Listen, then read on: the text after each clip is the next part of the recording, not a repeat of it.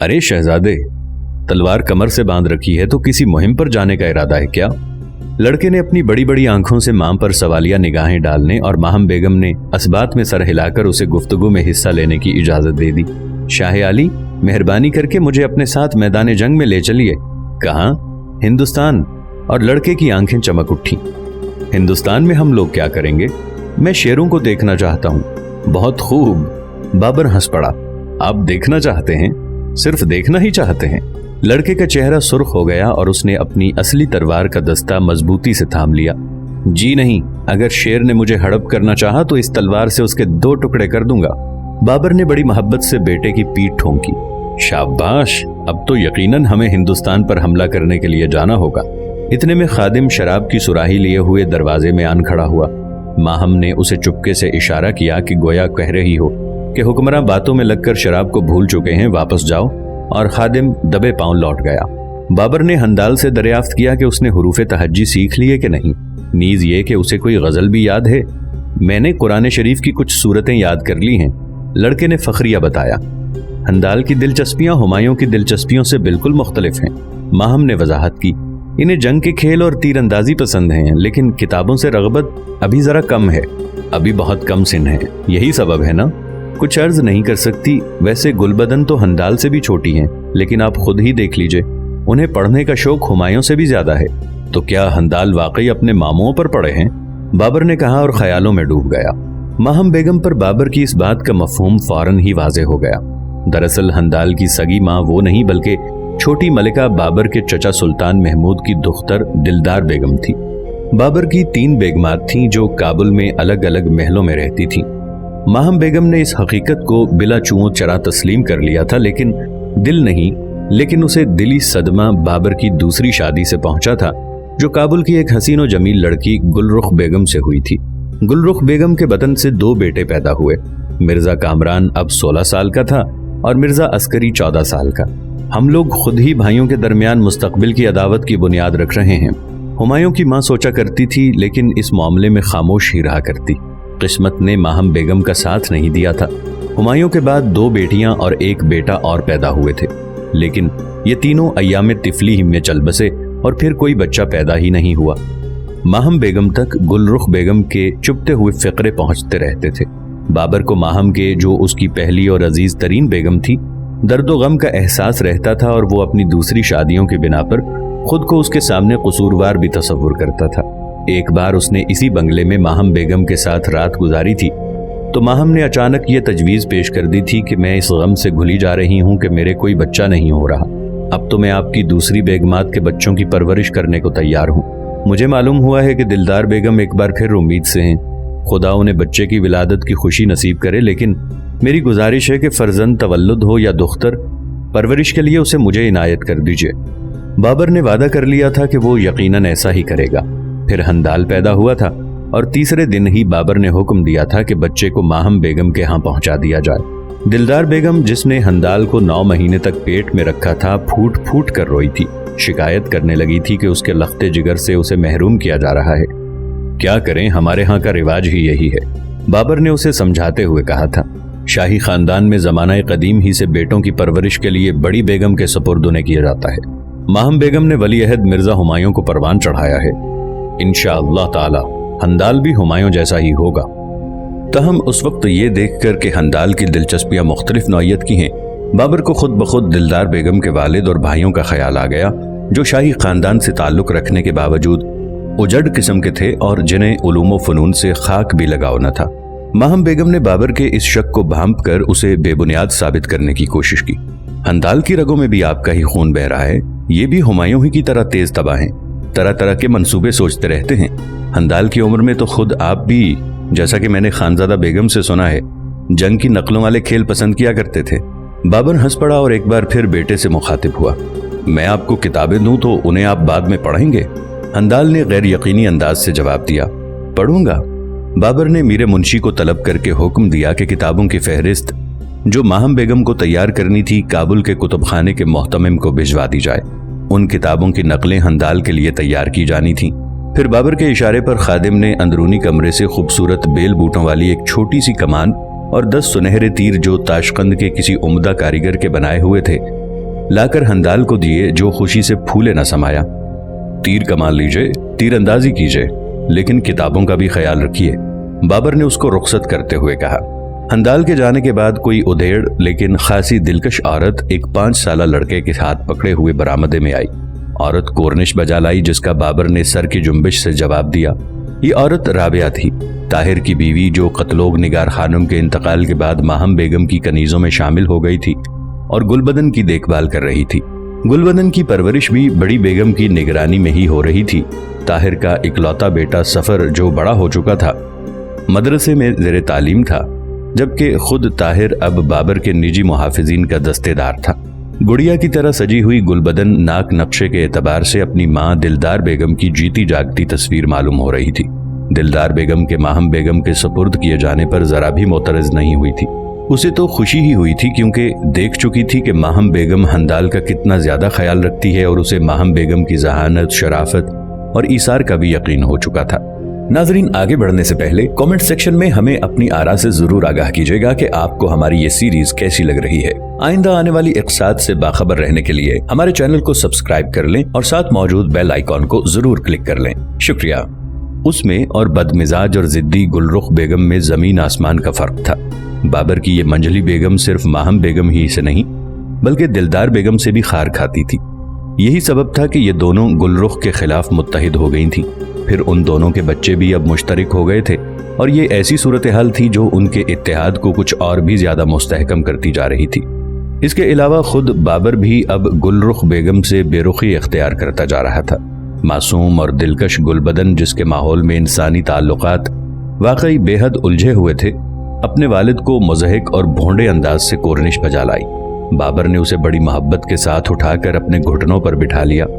इतने में उन लोगों के सामने दस्तरखान बिछाकर उस पर तीतर के गोश्त के सीख कबाब, तरह तरह के हलवे, तिलाई तिश्तरियों में अंगूर के गुच्छे, अनार और बाग वफा, जो कि बाबर ने आदीनापुर में वाक़ इस बाग का नक्शा खुद ही तैयार किया था, उसमें पैदा होने वाली नारंगियां और लीमो रख दिए गए थे। बाबर ने नारंगियों और बादाम के हलवे की तरफ इशारा किया, जैसे गुलबदन से कह रहा हो कि लीजिए, बहुत जायकेदार हैं। लेकिन लड़की ने मुस्कुराते हुए इनकार कर दिया। वो बाबर की अबा के सोने के बटनों से खेल रही थी। हर बटन के ऊपर किसी जानदार की शबी कंधा थी। एक बटन पर याकूत की दहकती हुई सुर्ख आंखों वाला नन्ना सा शेर बना हुआ था और दूसरे पर कोई अजीबो गरीब तायर, जिसकी चोंच में सफेद मोती दबा हुआ था। आपको ये बटन पसंद है क्या? लड़की ने असबात में सर हिला दिया। बाबर ने अपनी ताकतवर उंगलियों से ऊपर वाले बटन को अबा से तोड़ लेने की कोशिश की, लेकिन नाकाम रहा, क्योंकि बटन बहुत मजबूती से टंगा हुआ था। ये आप क्या कर रहे हैं मोहतरम हुक्मरां? माहम बेगम ने उसके इरादे को भांपकर हैरत के साथ मुखालफत की। इसे तोड़ने की जहमत न कीजिए, शाही अबा बेकार हो जाएगा। कोई क़यामत थोड़ी आ जाएगी, मुरस्सा साज से दूसरा बनवाकर टांग दिया जाएगा। बाबर ने पेटी में लटकते हुए चाकू से, जिसे वो कलम बनाने में इस्तेमाल किया करता था, धागे काटकर उस बटन को निकाल लिया जिस पर चिड़िया बनी हुई थी। उसने ये बटन गुलबदन को देते हुए कहा, कहीं इसे खो न दीजिएगा। इस पर खुशबख्ती के परिंदे हुमा की तस्वीर बनी हुई है। खुदा आपको खुशनसीब बनाए दुख्तर अजीज। लड़की ने भोंडेपन से बदवक्त कहा, शुक्रिया आला हजरत, बादशाह सलामत। सिर्फ अब्बा जान कहिए ना। गुलबदन ने इजाजत मांगने के अंदाज में मुड़कर माहम बेगम की तरफ देखा। हाँ हाँ जरूर, उसकी मुंह बोली माँ ने हिम्मत बढ़ाई। तब गुलबदन ने अपने वालिद की गर्दन में हाथ डालकर कहा, शुक्रिया अब्बा जान, और उसने बाबर को प्यार कर लिया। बाबर और माहम बेगम ने बेटी की इस मोहब्बत से मुतासिर होकर निगाहें चार की। अच्छा गुलबदन, अब अपने अब्बा जान को कोई हिकायत तो सुनाइए। गुलबदन अपने वालिद की गोद से निकलकर उसके सामने खड़ी हो गई और अपने उस्ताद की जैसी रोबदार आवाज में उस गदड़िए की सबक आमोज कहानी सुनाने लगी, जो झूठ मूठ भेड़िया आया की चीख पुकार से लोगों को परेशान किया करता था। लोग दौड़े दौड़े उसकी मदद के लिए पहुंचते थे तो उनका मजाक उड़ाने लगता था। फिर एक बार ऐसा हुआ कि भेड़ियों का एक गौल सचमुच उसके गले पर टूट पड़ा। गडड़िए ने लोगों को मदद के लिए पुकारा, लेकिन इस बार किसी को भी यकीन न आया और भेड़िए उसकी सारी भेड़ों को चट कर गए। लड़की ने पुरजोश अंदाज से हिकायत खत्म की। वाह वाह, कितने मरबूत और पुरजोश अंदाज से सुनाती हैं। बाबर ने गुलबदन पर नजरें जमाकर तारीफ की। माशाअल्लाह, बड़ी ज़हीन हैं। जो कुछ सुनाया जाता है इसे याद कर लेती हैं और लफ्ज बलफ्ज सुना देती हैं। इन्हें हिकायात शायरी से ज्यादा पसंद हैं।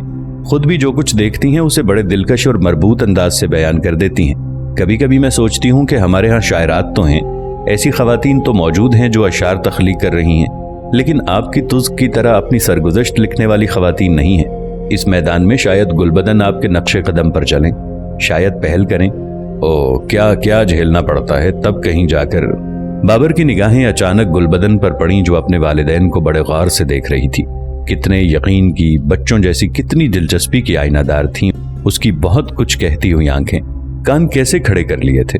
बाबर ने फौरन ही अपनी बात का रुख बदल दिया। बेगम साहिबा, आपको गुलबदन की इस सलाहियत का अंदाजा हो गया है तो आपको चाहिए कि इसकी सलाहियत के फरोग पर मुतवज्जे हों। जब तक ये बड़ी होंगी उस वक्त तक शायद मैं तुझ का पहला हिस्सा मुकम्मल कर लूंगा और इसके कुछ मुनासिब अज्जा की नकल इनके लिए तैयार कर ली जाएगी। मैं खुद भी आपसे यही अर्ज करना चाहती थी। माहम अचानक जोश में आ गई। मेरी देरीना आरजू है कि शहजादे ही नहीं बल्कि शहजादियां भी अपने नाम रोशन करें। ओ, माहम के ईसार का, उनकी नेकी और शराफत का कहना ही क्या।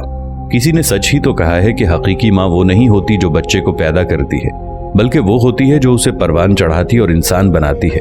इन ख्यालों के साथ ही बाबर के जहन में यह ख्याल भी आया कि जब इंसान की उम्र 40 से तजावुज कर जाती है, जैसा कि खुद उसकी कर चुकी है, तो उसकी जिंदगी में उसके बच्चे कितनी ज्यादा अहमियत इख्तियार कर जाते हैं।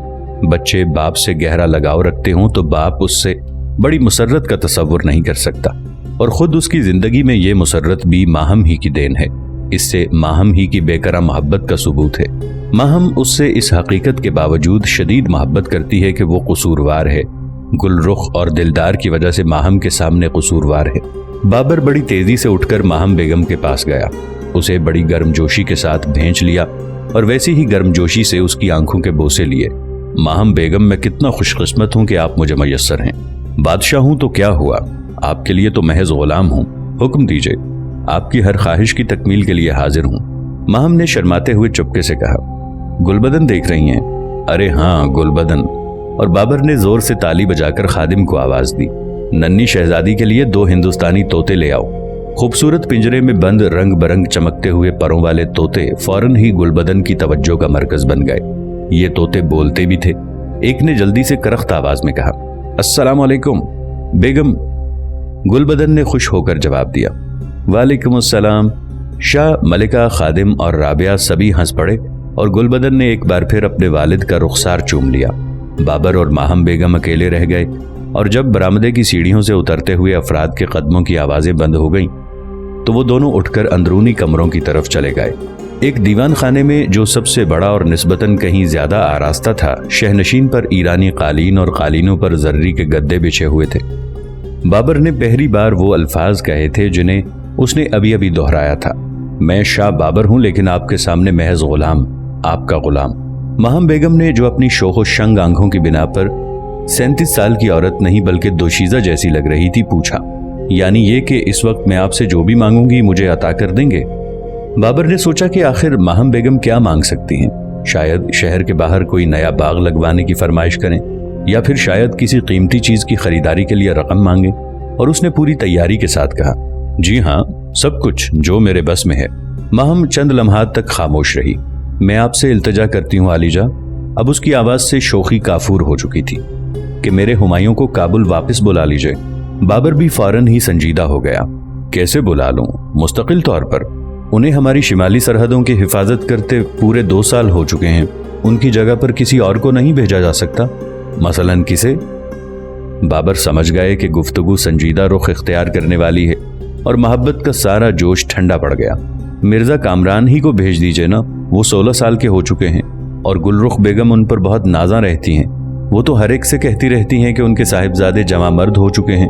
बाबर के चेहरे पर उदासी छा गई। दरअसल उसे अपनी बेगमात के झगड़ों से सख्त अजियत पहुंचती थी। गुलरुख तो माहम और दिलदार से खुल्लम खुल्ला अदावत पर उतर आती थी और अपने बच्चों को भी उन दोनों के खिलाफ भड़काती रहती थी। ये सूरत हाल मुस्तकबिल के लिए, खास तौर से बाबर और उसकी आइंदा मंसूबों के लिए खतरनाक थी। माहम, आप गुलरुख बेगम की बातों को अहमियत न दिया कीजिए। मिर्जा कामरान इस अहम जिम्मेदारी पर पूरे न उतर सकेंगे। वैसे भी मैं बड़े बड़े काम सिर्फ मिर्जा हुमायूं को ही, अपने वली अहद को ही सौंप सकता हूँ। गुलरुख बेगम खुशकिस्मत हैं कि उनके दोनों बेटे उनके साथ काबुल में रहते हैं।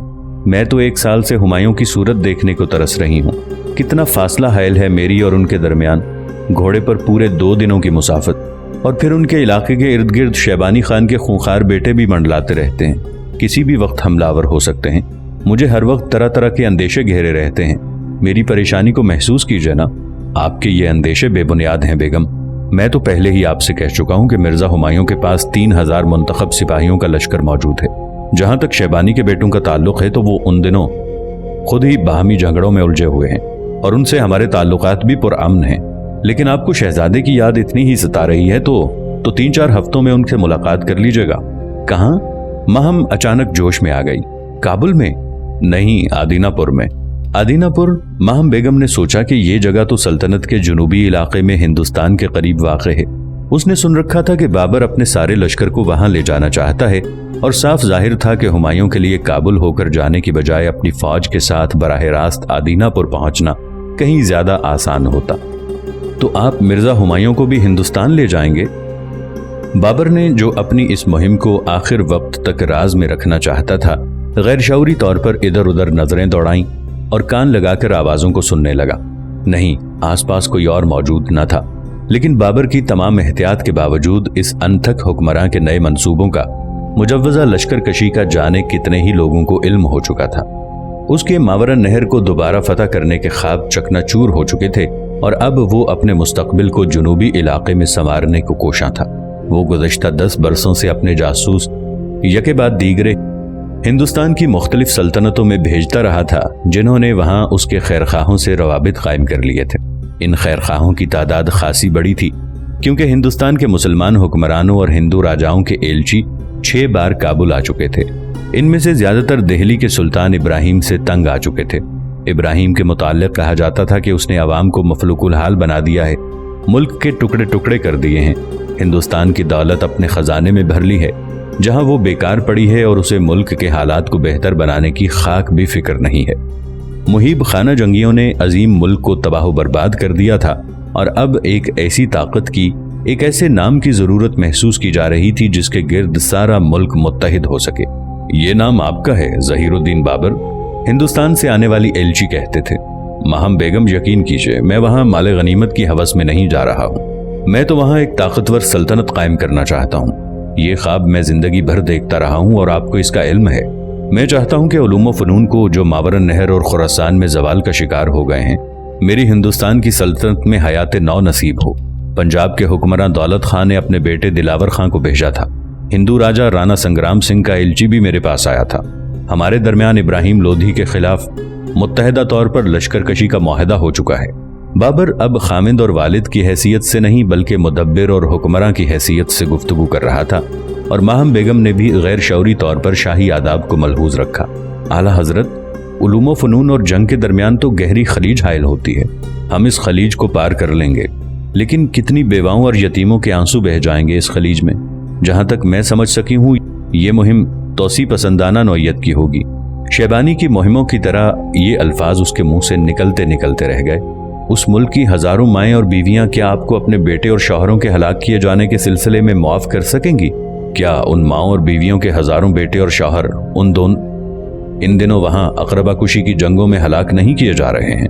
इब्राहिम लोधी हर साल पंजाब के हुक्मरान से लड़ता है और पंजाब का हुक्मरान खुद अपने रिश्तेदार आलम खां को तबाह करता रहता है। सुल्तान अलाउद्दीन से उसके अलावा खुद ये राजा भी एक दूसरे की अदावत पर कमर बरसता रहते हैं। हिंदुस्तान के हालात तो इस वक्त मावरन नहर के हालात से भी बदतर हो रहे हैं। फिर बाबर ने यह देखकर कि माहम बेगम इस दलील से भी मुतासिर नहीं हुई, एक दूसरी बात छेड़ दी। वहां के बहुत से लोग भाग भाग के पनाह लेने के लिए हमारे यहाँ आ रहे हैं। हमारे यहाँ समझी?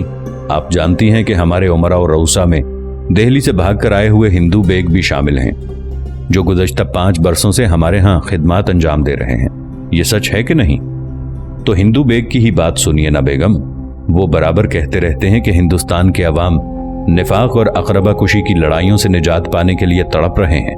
वो दिल्ली के तख्त पर इब्राहिम लोधी की बजाय किसी ऐसे तालीम याफ्ता बादशाह को देखना चाहते हैं जो मुल्क को मुत्तहिद कर सके, उसकी शान को दुबाला कर सके, उलूम फ़नून को हयात नौ अता कर सके।